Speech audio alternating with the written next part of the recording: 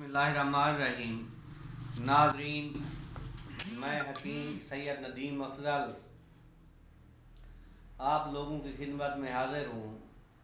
आज जिस हर्ब पे मैं बात करना चाहूँगा वो एक मशहूर हर्ब है, उसको अजवैन खरासानी बोलते हैं।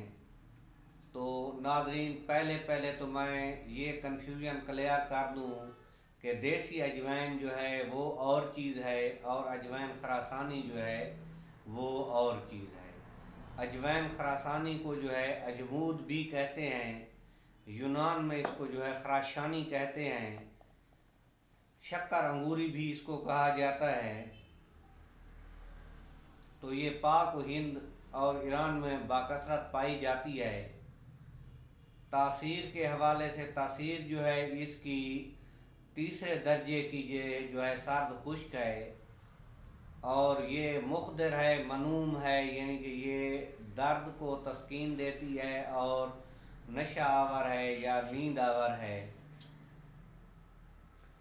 तो इसका इस्तेमाल जो है दर्दों में ज़्यादा किया जाता है या नींद लाने के तौर पर इस्तेमाल किया जाता है। बैरूनी तौर पर वर्मों को ख़त्म करने के लिए भी इसका इस्तेमाल किया जाता है। तो इसके ज़्यादा इस्तेमाल से जो है अक्ल जाती रहती है, गोया ये दिमाग के लिए जो है मुज़र है।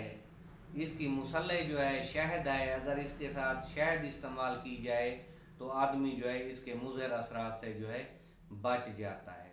और इसका बदल जो है अफ्यून और खशखाश हैं।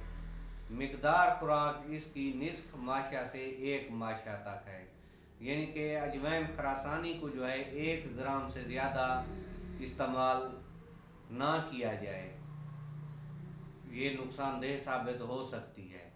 तो नाज़रीन, ये था अजवैन खरासानी के बारे में जो आप लोगों के साथ शेयर किया।